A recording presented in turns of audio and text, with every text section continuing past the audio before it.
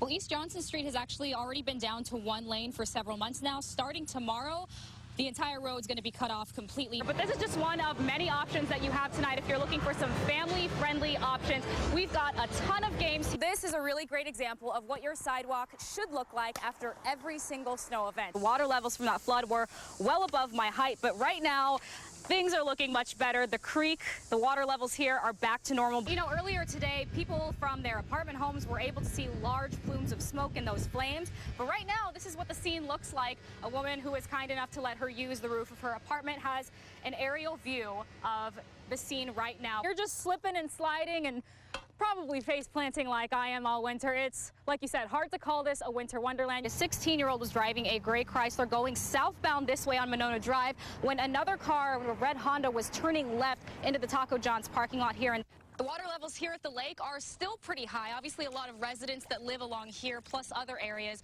are dealing with the aftermath of the recent floods. But now, Dane County is doing something about it. We just cannot escape these floodwaters here. I'm surrounded in water in what's supposed to be a parking lot for the Railroad Museum. But you can see that this goes much further than where we're just standing right now. When you drop your kids off at school, you want to make sure that they're safe. Part of that safety is knowing who's coming into your schools and where exactly they're going.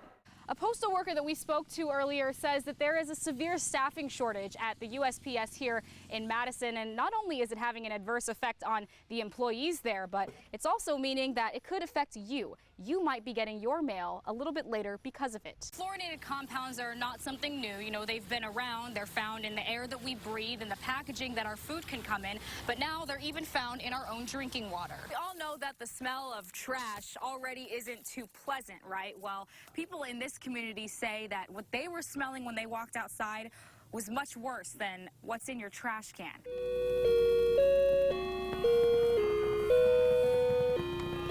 In the Whitenhiller house. Christmas is probably one of the most important holidays that we celebrate during each year. Gene Whitenhiller is ready to spend another Christmas with his wife. 40 years this coming Valentine's Day. Gene has been fortunate to get many gifts in his near 72 years of life, except this year, he's cherishing the gift of time. The incision was healing okay on the inside, but unfortunately it also showed a tumor growing on my pancreas. I have stage 4 inoperable cancer. Immediately began chemotherapy.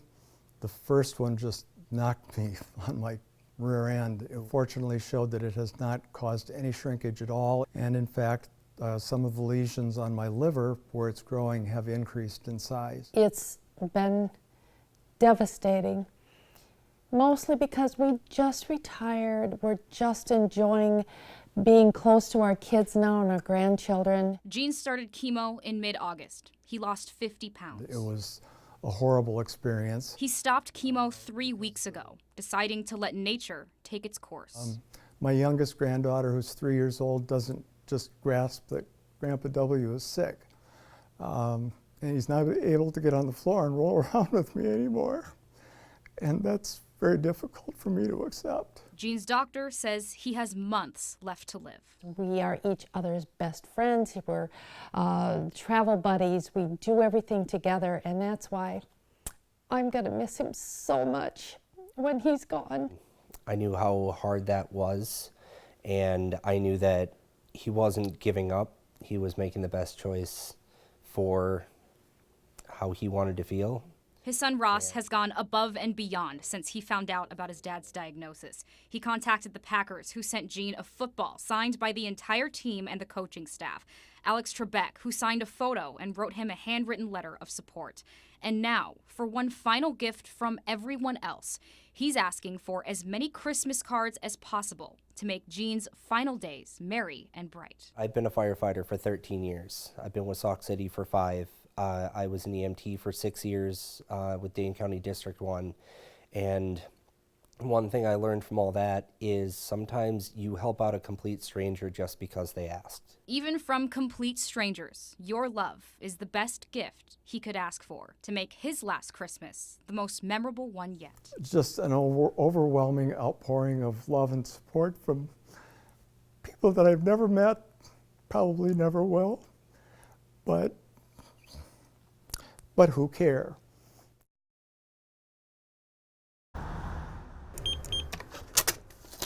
absolutely insane amounts of packages going through the system right now. By absolutely insane, we're talking millions. This is nothing. Anywhere from 25 million to 30 million packages per day from UPS alone. Dylan Lund has worked at the UPS store in Middleton for 3 Christmases now. We're always moving boxes around. Like any other postal service worker, he's working overtime to process the number of packages they're getting daily. Very high volumes. We get busier and busier all the time. Part of that is from an increase in online shopping. With the Amazon getting bigger and bigger, we're getting more and more packages coming through. There's actually more going on this year than there was last year at the same exact time. Another is that holidays are normally busier than usual. The way it goes. Even returns are already coming through. Is this one scanned in yet? No secret that Black Friday and Cyber Monday definitely play a big role in a lot of the shipments and a lot of the volume that comes through our system here.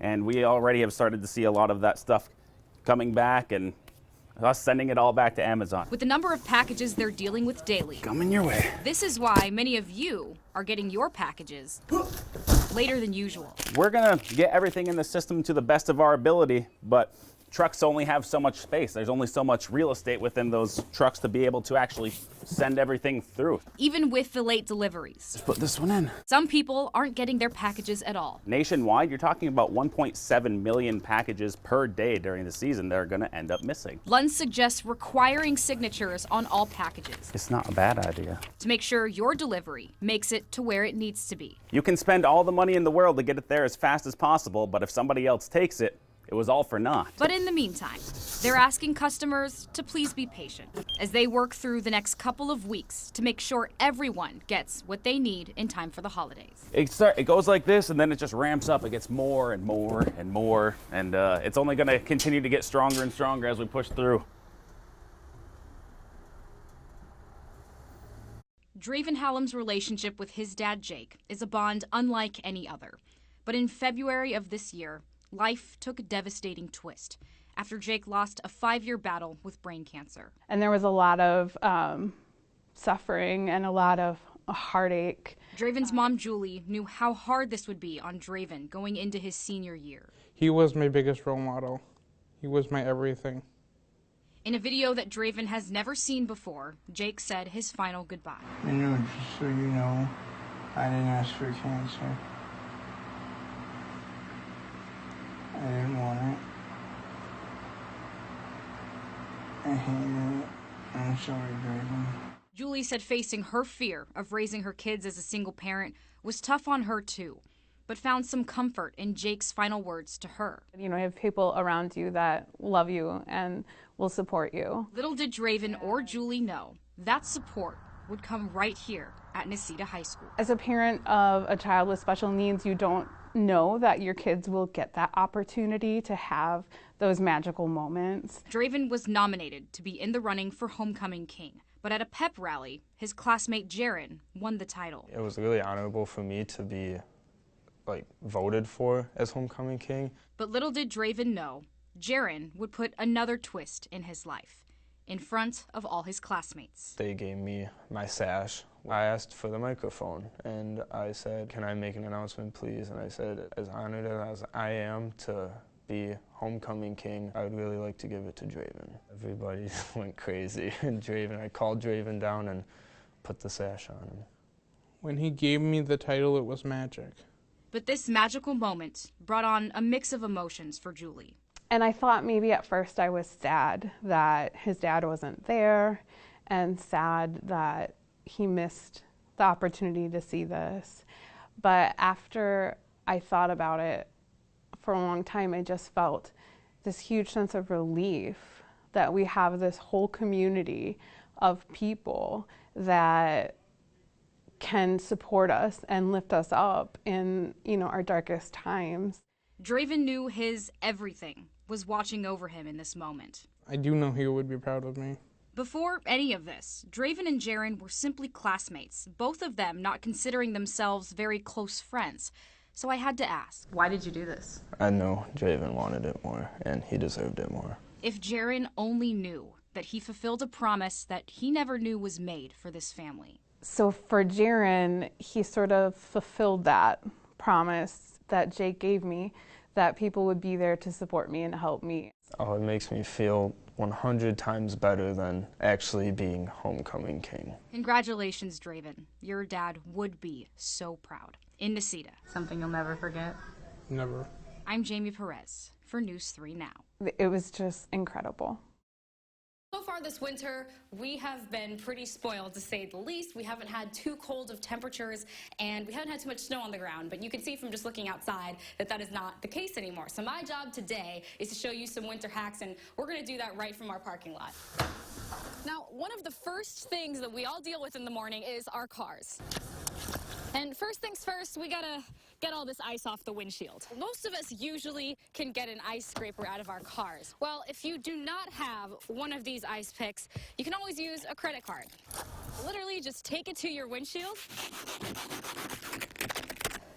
Works like a charm. The next order of business is dealing with your side view mirrors. You have a plastic bag just lying around. You wrap the plastic bag around the mirror, and just like that, it's now protected from the ice. Next, I want to talk to you about your tires. If you are ever stuck in a situation where your tires are in a spinning rotation, you can't get out of the snow, all you have to do is grab the mat from inside of the car, place this mat down, reverse your car, and voila, you're unstuck. All right, and the last thing that I want to show you is how to take care of your windshield wipers and keep them from getting frozen.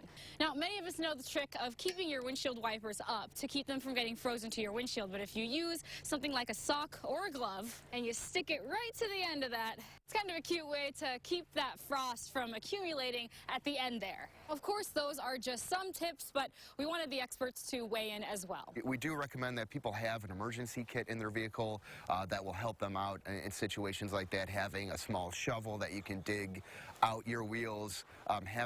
We recommend having some kitty litter, particularly non-clumping kitty litter, that can help increase your traction. Of course, those are all good tips to remember. I hope you took some notes on all of those things so you can stay as safe as you can in driving in these conditions. Reporting from our parking lot, I'm Jamie Perez for WISC News 3.